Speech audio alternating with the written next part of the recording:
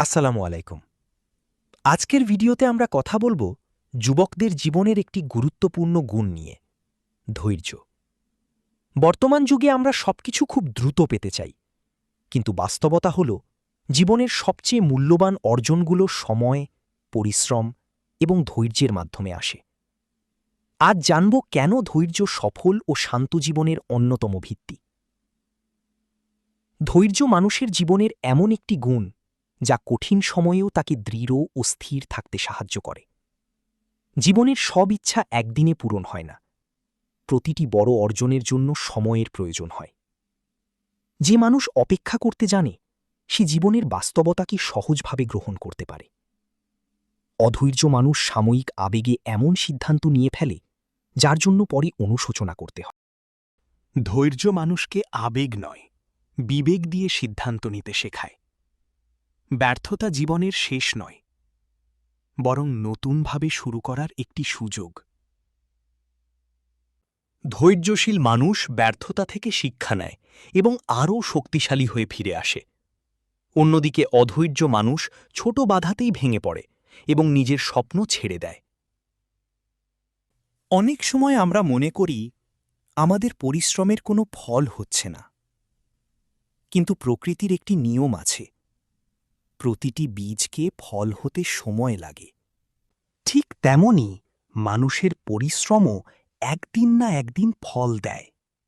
ধৈর্য আমাদের মনকে শান্ত রাখে এবং অস্থিরতা কমিয়ে দেয়।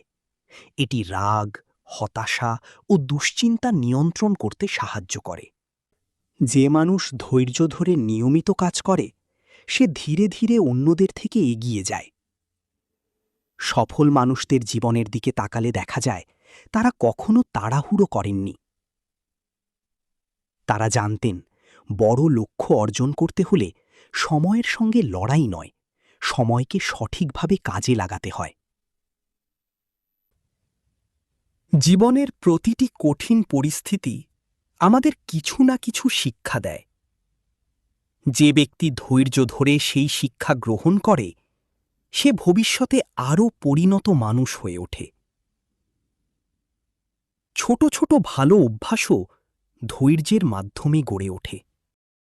নিজেকে পরিবর্তন করতে সময় লাগে, তাই নিজের প্রতিও ধৈর্যশীল হওয়া জরুরি। আজ যে কষ্ট সহ্য করতে পারবে, আগামীকাল সেই কষ্টই তোমার শক্তিতে পরিণত হবে। ধৈর্য কখনো দুর্বলতার পরিচয় নয়, বরং এটি একজন শক্তিশালী মানুষের অন্যতম বৈশিষ্ট্য। তাই জীবনের প্রতিটি পরীক্ষায় ধৈর্যকে সঙ্গী করো, কারণ ধৈর্যই একদিন তোমাকে সফলতার দরজায় পৌঁছে দেবে। শিক্ষা: ধৈর্য ধরে কাজ করতে হবে, তাড়াহুড়ো করা যাবে না, ব্যর্থতায় ভেঙে পড়া যাবে না, সময়ের উপর বিশ্বাস রাখতে হবে, স্থির মানসিকতা গড়ে তুলতে হবে। আজকের ভিডিওটি ভালো লাগলে লাইক ও সাবস্ক্রাইব করুন, আর কমেন্টে জানাতে পারেন আপনি পরের ভিডিওতে কোন বিষয় চান। মনে রাখবেন, আপনার একটি লাইক এবং কমেন্টের জন্য পরের ভিডিওটি বানানোর অনুপ্রেরণা জাগায়। আসসালামু আলাইকুম।